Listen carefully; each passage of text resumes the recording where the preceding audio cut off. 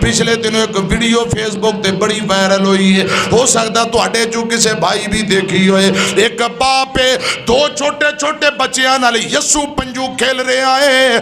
4-5 साल बेटी है, 5-6 साल का पुत्र है। दो बच्चों नाल यस्सू पंजू खेलदियां अब्बू दी मार खान दी वारी आई। अब्बू ने अपने बेटे सामने हाथ बन्ने ने, बेटे ने मुहब्बत नाल प्यार नाल एक दो चपेड़ा अब्बू नूं लाइयां। इसे बाप ने बेटी सामने इंज हाथ बन्ने।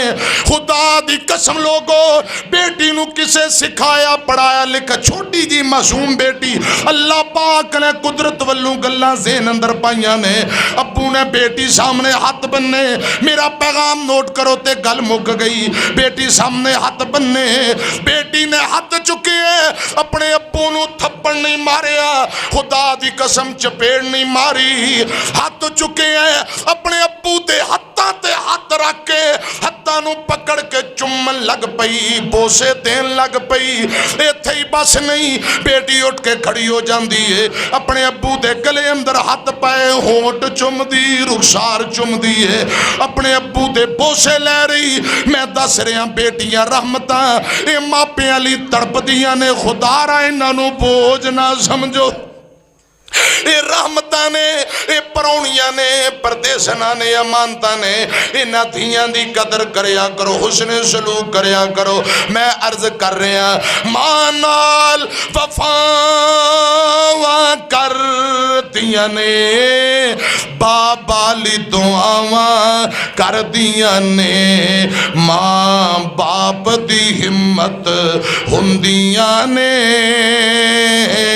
धीआं ते परौणियां हुंदियां ने, धीआं ते परौणियां हुंदियां ने। बेटियां बहना कौन हुंदियां?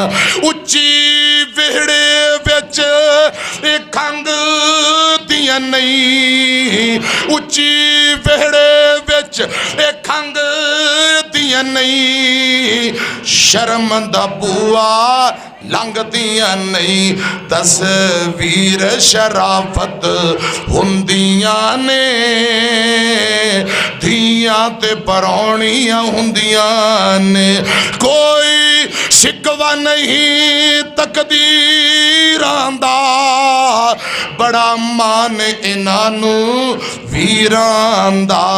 वीरां दी गैरत हुंदियां ने, भाइयां दी गैरत हुंदियां ने।